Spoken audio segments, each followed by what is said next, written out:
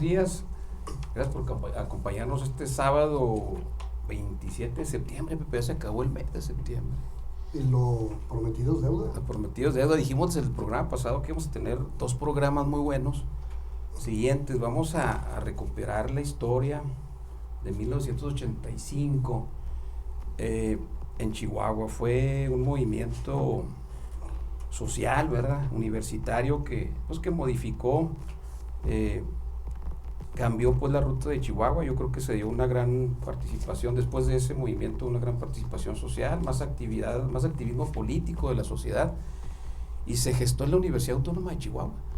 Y hoy pues es un privilegio, vamos a platicar con el maestro Rubén Torres Medina, que fue líder de aquellos tiempos del 85, y con el doctor Alfredo Latorre. Él fue líder estudiantil también, ahí estaba en la facultad de Contaduría y Administración. Me traicionó mi escuela, de Contaduría y Administración. Es un privilegio que estén con nosotros esta mañana. Muchas gracias por estar con nosotros. Pues mucho gusto, al contrario, gracias por la invitación. Gracias, doctor Martín Cermeño. Gracias, Pepe, por invitarnos esta mañana de sábado, una mañana alegre para recordar esos tiempos que, como bien lo dices, doctor, hay un parteaguas no solo para el estado de Chihuahua desde el punto de vista político-social, sino para la universidad, que generó una expectativa completa y un cambio de rumbo en la propia institución educativa, que marca esa historia y que nos define de alguna manera el presente y el futuro que muchos universitarios todavía estamos pugnando desde las aulas universitarias por generar esa actividad crítica y pensante por parte de los universitarios. Gracias por invitarnos, gracias. Y sin lugar a duda, bueno, eso confirmó una vez más el rol que juega el estado de Chihuahua como laboratorio, como semillero de los grandes cambios de México, ¿no? Y sobre todo mucho en movimientos sistemáticos, sistémicos, que no necesariamente en su momento fueron violentos, ¿no? Entonces la verdad que sí hemos madurado mucho en ese sentido. En ese entonces, ¿cuál era el entorno que se vivía en Chihuahua y especialmente en la Universidad Autónoma de Chihuahua? ¿Qué prendió la chispa? ¿Cuál fue el contexto que vivíamos en ese entonces? Bueno, hacia dentro de la universidad, claro que había ya una inconformidad notoria entre maestros e incluso alumnos por el control tan cerrado que había al dirigir la universidad. Me refiero a que, por ejemplo, ya todo lo que ahora son facultades y eran escuelas, eran cotos de poder. Por ejemplo, en medicina, Raúl Leal Alonso, ¿sí?, que era un tirano ahí con los alumnos y con los maestros, ¿no? El que le caía mal lo corría y contrataban a quien querían. En lo que ahora es Faciatec, que entonces era Fructicultura, pues Jaime Muñoz y un grupo allí muy cerrado. En agronomía, pues Chalú, Jesús Valdés. Valdés, así es. Chalú Valdés, y así era de cada facultad. ¿Y a qué me refiero con que eran cotos de poder? Que los directores decidían a quién contratar y a quién no para dar clases, a quién le daban una plaza y a quién se la quitaban. Los alumnos también los estarían ahí sometidos, pero además los recursos que generaban estas facultades eran propiedad de los directores. Todo un feudo, ¿no? Eran feudos, sí, y entonces era una complicidad al rector le convenía mantenerlos contentos porque como eran los que votaban en el consejo universitario, pues todos votaban por lo que acordaban los demás para seguir conservando ese coto de poder. Había la reelección, entonces, por ejemplo, José Luis Valdés duró como 12, 14 años ahí en agronomía.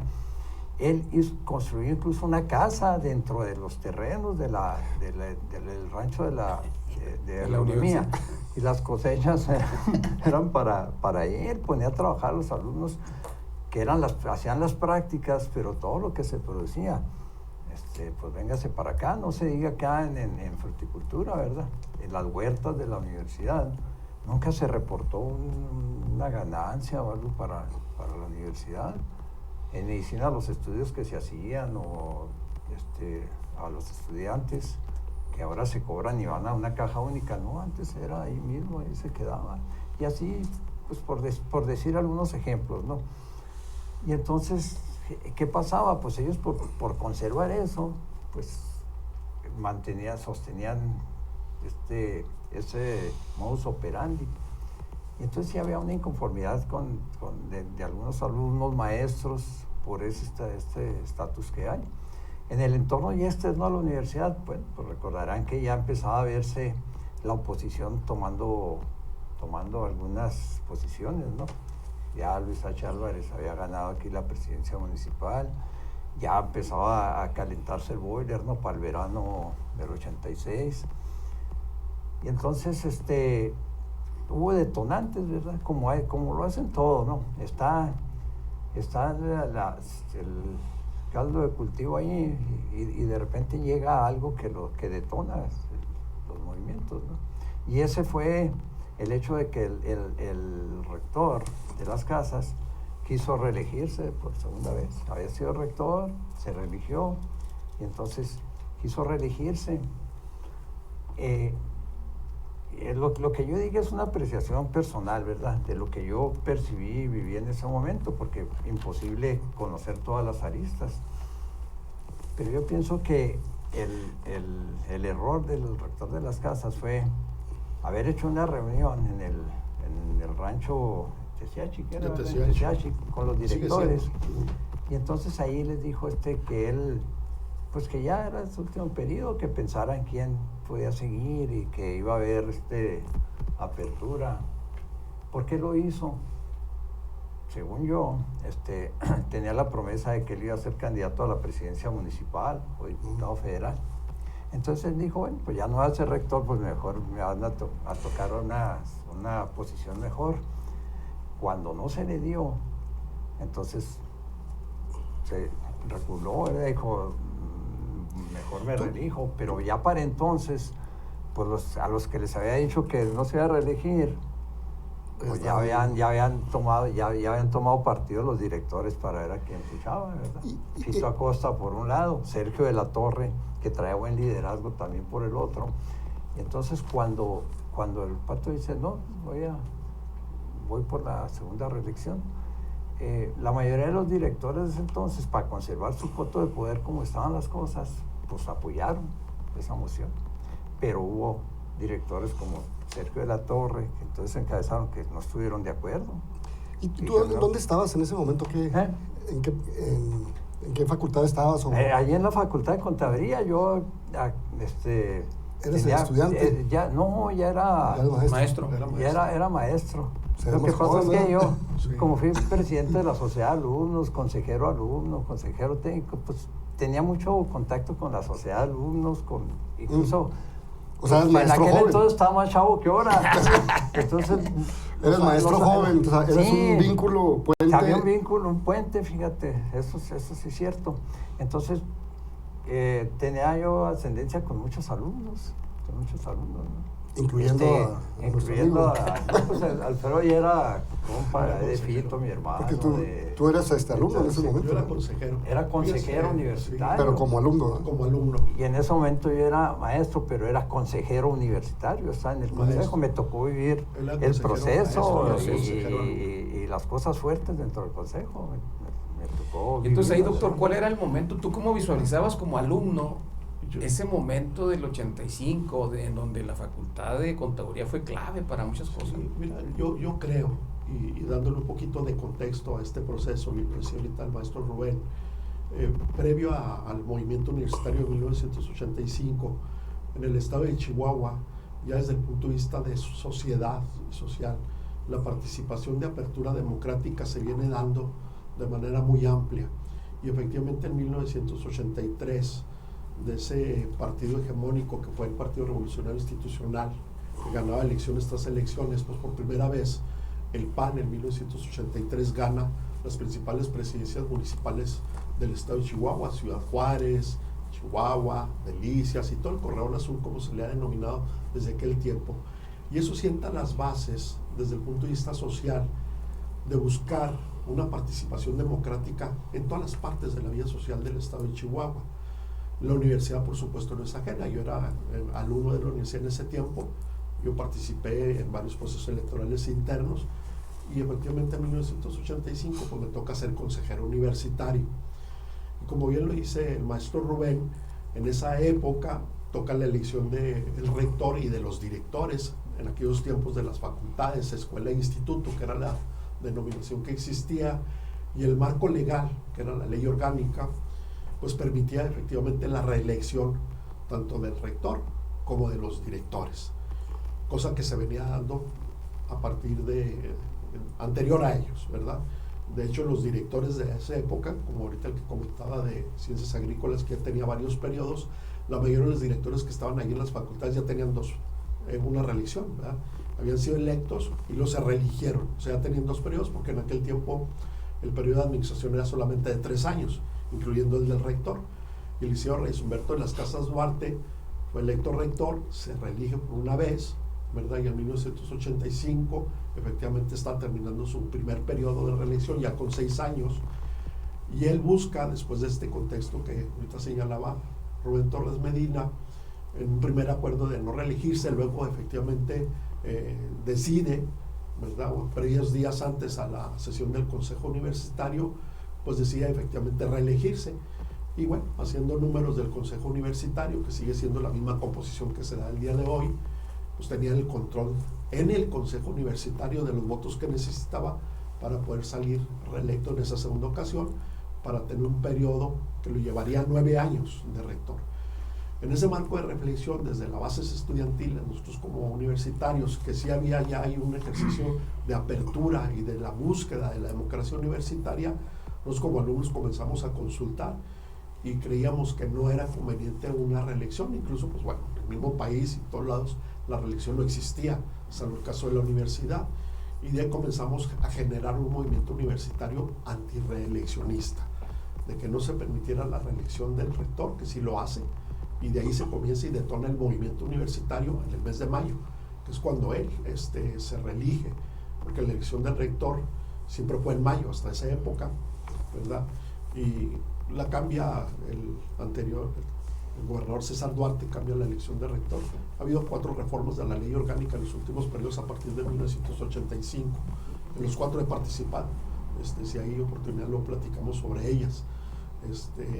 Y entonces en algunas hay un retroceso, en la actual hay un retroceso al marco jurídico de la universidad y con muchos elementos lo podemos discutir.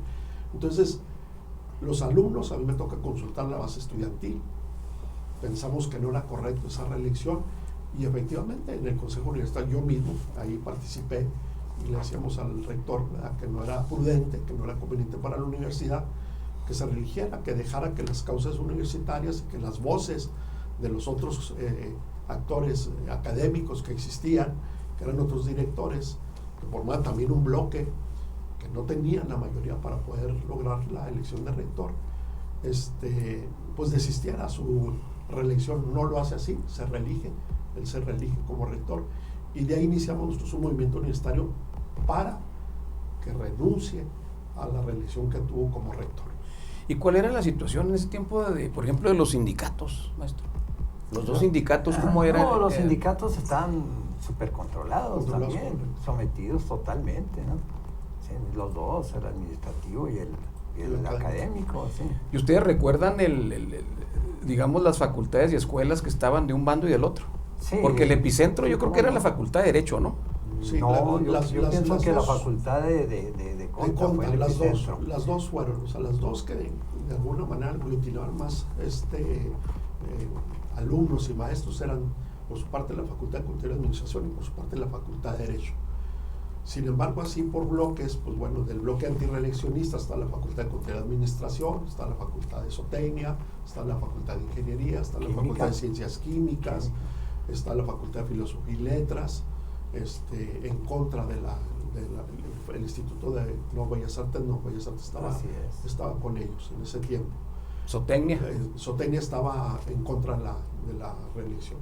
De manera muy fuerte, sí, a favor de ellos estaba Derecho, Educación Física, en fruticultura en aquel tiempo, ¿verdad? En aquel tiempo, lo que es el Faciatec, ciencias agrícolas y forestales. Medicina, por supuesto. Sí, bien puestos. Enfermería estaba dividida.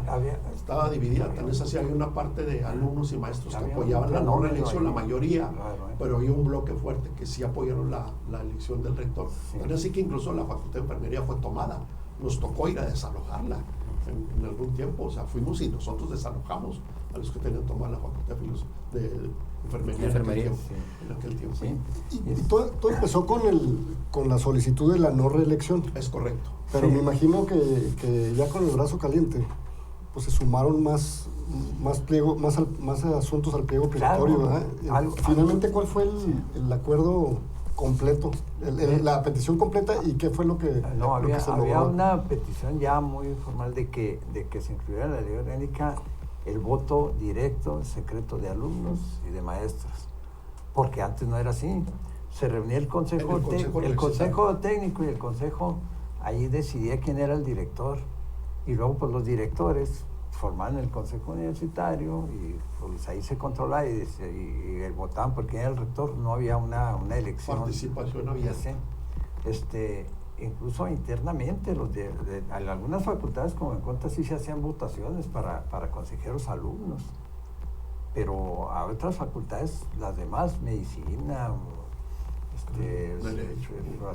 derecho y todo, el director decía que hablaba de estos alumnos van a ser, y sin elección ni nada, eran directos. Entonces, una de las peticiones que nosotros empezamos a formular fue que hubiera voto directo. Voto directo, que hubiera una consulta para que era un cambio trascendental a la ley orgánica, la no reelección, la transparencia en los recursos, auditoría también. Auditoría, la transparencia en los recursos, porque lo decía ahorita el maestro Roberto Román, el dinero se quedaba ahí, no había transparencia, no había una estructura incluso administrativa dentro de la universidad.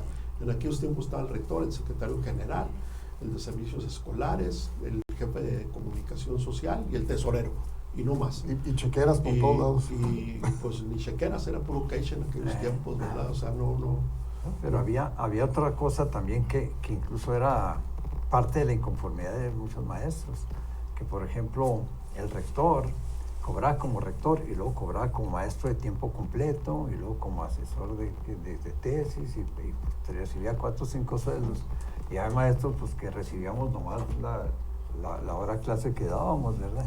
Entonces, pues, ¿cómo es esto? Porque había los directores, pues, cobraban como directores y luego como maestros de tiempo completo, doble chequera, ¿no? Y a los demás maestros, pues, nos pagaban ahí las clases que dábamos, ¿no? Entonces, sí había una inconformidad callada.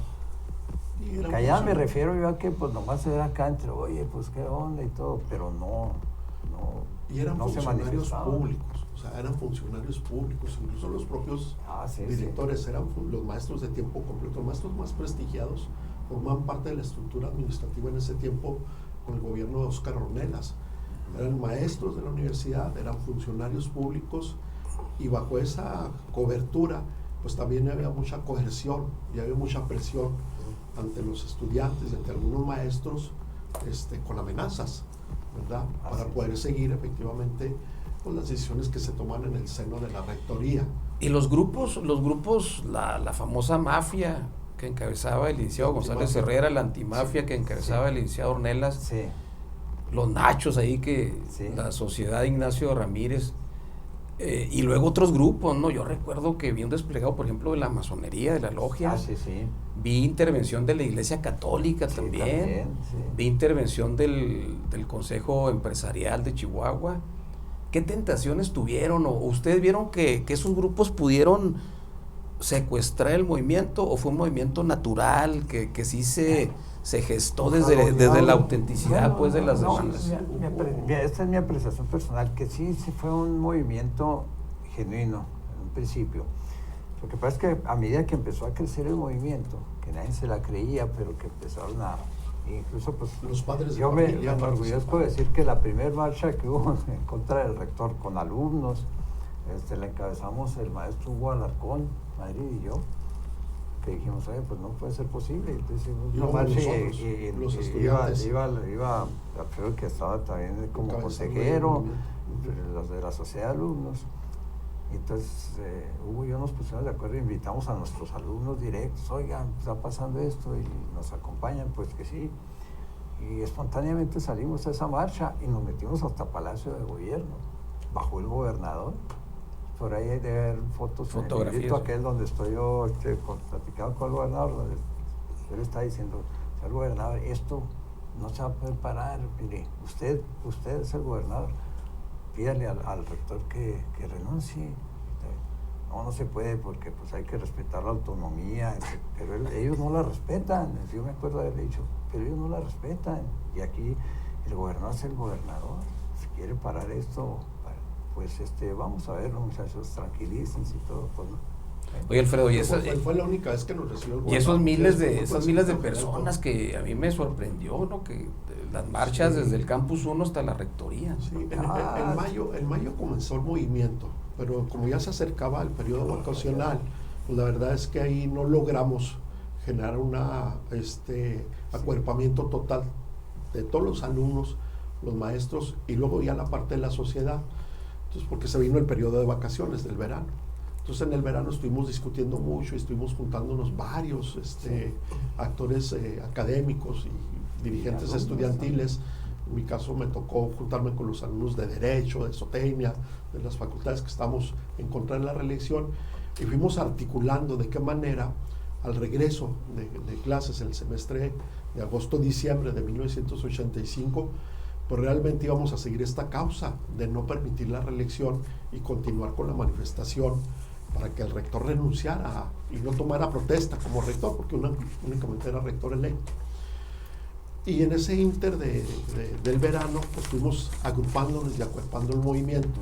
Y cuando hacemos las primeras manifestaciones, ya regresando a clases, como lo dice el maestro Torres Medina, hacemos una marcha del campus universitario a la rectoría, primero a Palacio y después a la rectoría. Todavía no fue la toma de rectoría esa vez. Los mismos padres de familia nos vieron que efectivamente era un movimiento legítimo, un movimiento que buscaba encauzar precisamente un proceso democrático dentro de la universidad.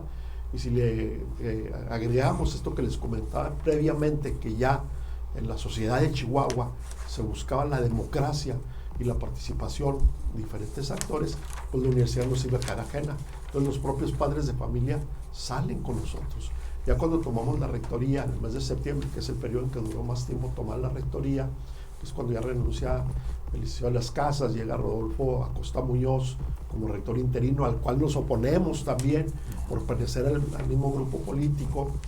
Y pues se genera por ahí una serie de situaciones y de negociaciones en donde hacen que renuncien todos los actores que estaban en el movimiento estudiantil, los directores que estaban en contra de la reelección, se les pide que también declinen a sus posibilidades de ser rector. En este caso al maestro Sergio Latorre, que era candidato natural por parte de la Facultad de Contaduría, al maestro José Gutiérrez Alderete de la Facultad de Zootecnia, que también era candidato natural a rector. Les hacen que firmen a sus posibilidades de ser rector y nosotros pedimos la renuncia del licenciado Rodolfo Acosta Muñoz también por provenir de la misma causa.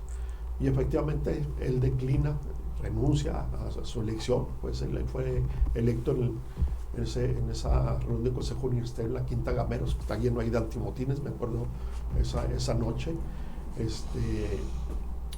Y se define efectivamente por dónde comenzar a encauzar un proceso abierto, democrático y participativo para elegir un nuevo rector en la Universidad Autónoma de Chihuahua bajo estas premisas: una reforma amplia a la ley orgánica, una estructura administrativa que le diera transparencia al manejo de los recursos, la no reelección en la universidad y la participación efectivamente de las bases estudiantiles y magisteriales en los procesos de elección de sus autoridades, que en este caso eran los consejos técnicos, ¿verdad?, hacia dentro de las unidades académicas y los consejos. ¿Cómo evitaron la violencia? Porque Chihuahua es ejemplo en ese sentido, pues de sí hay movimientos muy fuertes, muy potentes, pero si recordamos el 68 fue terrible, ¿no? Sí, la matanza, sí, pero ¿Qué presiones sintieron ustedes o cómo le hicieron para que no se desbordaran los ánimos? Sí las había. De los antimotines y de los chavos. Dos veces participaron los antimotines. A mí me tocó que me corretearan los antimotines. Cuando tomamos la rectoría con todos los camiones, fue la primera. El licenciado Rosé que estaba ahí en la puerta de su edificio y nos vio que íbamos corriendo y me acuerdo que abrió la puerta y métanse muchachos, nos metimos y él no dejó que entraran ahí los antimotines porque ya iban sobre. Fue la noche que recuperaron los camiones específicamente a tu pregunta, ¿cómo evitar eso? Se creó un comité con estudiantes y con maestros, el comité de huelga, y siempre estuvimos cuidados pendientes de que no fueran porque había ofrecimientos de grupos, ¿verdad? Pues del CDP, hasta de la CTM, de todos lados, de apoyar y todo, y nunca quisimos aceptar, porque sabemos que si aceptábamos que ellos entraran, ya iba a salir del ámbito universitario este movimiento, y ahí sí iba a gestar violencia, ¿verdad? Siempre cuando participamos en las asambleas que se hacían ya muy masivas, que fueron creciendo, siempre se les pidió a los estudiantes, saben que no provocación, no calma, somos universitarios y la sociedad nos está viendo. Entonces, si nosotros empezamos a hacer desmanes o nos salimos del carril, va a demeritar al movimiento y la sociedad nos va a empezar a ver mal. Entonces, vamos a revertirlo. Incluso las tomas de los edificios, la toma de rectoría que a mí me tocó. Y los camiones y los Coca-Colas y los gansitos, Alfredo. Sí, los camiones los tomamos, fíjate. No era la intención realmente de tomar todos los camiones y cerrar el centro. Los tomamos porque en las manifestaciones, ¿verdad? En esa última toma de la rectoría, pues lo que hicimos es que la estrategia, necesitamos recursos y los recursos eran los camiones. Entonces, generamos un grupo de gente que es la que iba a tomar la rectoría ahí en la plaza, estamos varios ahí apostados, y al momento en que tomáramos la rectoría, pues nosotros teníamos a los estudiantes en el campus universitario y les dijimos, vénganse en camiones, o sea, salgan de los camiones para que ya nos ayuden a acuerpar todo el movimiento universitario de los 30, 40 que tomamos la rectoría, sí, ¿verdad? Entonces los alumnos lo que hacen es que se suben a los camiones y en los camiones comienzan a bajar a la rectoría. Y de ahí pues los mismos camioneros vieron que se están subiendo todos los alumnos y los maestros, pues ellos mismos pusieron los camiones, entonces se comenzó a llenar el centro de camiones y se hace ahí un cierre completo de los camiones y efectivamente ya después nosotros sí dejamos los camiones ahí como parte de la protesta. Y luego ya en el momento en que estamos ya con la rectoría tomada, muy respetuoso siempre el edificio, para nosotros, yo lo digo hoy, lo he sostenido y lo sigo sosteniendo, a la universidad se le quiere y se le respeta, y lo sigo diciendo hoy, a la universidad se le quiere y se le respeta. Cuando tomamos la rectoría la tomamos con mucha prudencia, con mucha cautela, las oficinas las sellamos para que nadie pudiera entrar, los alumnos, y únicamente estábamos adentro del Paraninfo, ahí estábamos todos los estudiantes, y en la azotea, porque desde la azotea podíamos revisar todo lo que está sucediendo. Y por supuesto, en aquellos tiempos lo que era la sala de consejo universitario, que es el balcón, porque desde ahí nos comunicamos pues con todos los alumnos que estaban afuera, ¿no? Los camiones de la Bimbo y las Coca-Cola y los gansitos, pues era darle alimentos a 1,500 alumnos que estamos ahí apostados, ¿no?